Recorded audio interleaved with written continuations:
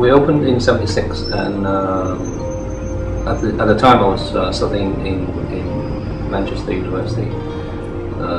But I do come back every week to sort of help out. But in those days the train were really slow sort of thing, and by the time I got back it was about nearly 9 o'clock. But I couldn't carry on forever, so I decided by roughly about Easter time I had to stop, and yeah, then I became full-time in there.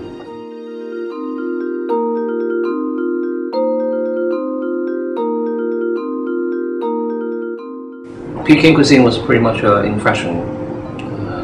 Well, it started in about the late 60s.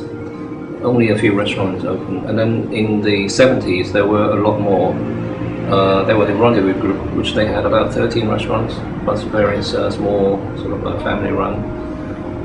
Pretty much in fashion in those days. And by the 80s, it was really going. Everybody wants to become a Peking restaurant. And Peking cuisine was started by Mr. Kwok, who used to be a chef in the Taiwan consulate.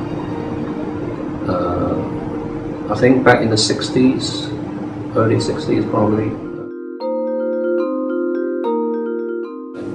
He invented the crispy duck, which was like Peking duck, but done slightly differently, because we used to have a dish called crispy chicken, and we cooked the chicken with all the herbs and stuff, cooked the same way and served like Peking duck with the pancakes and the sauce and spring onions, and that became a instant success, and everybody were following that, and it's still very popular these days.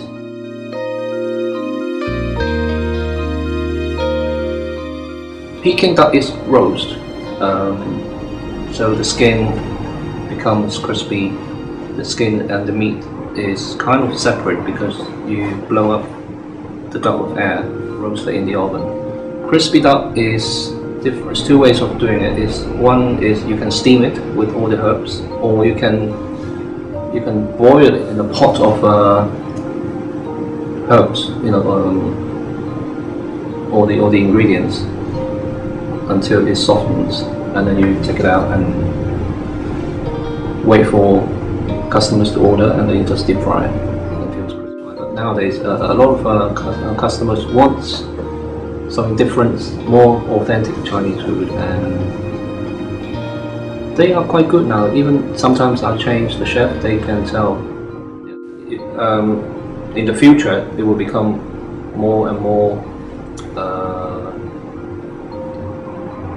higher standard, and because people know more about Chinese food, they want more new dishes, and the chef has to come up with something new over the years.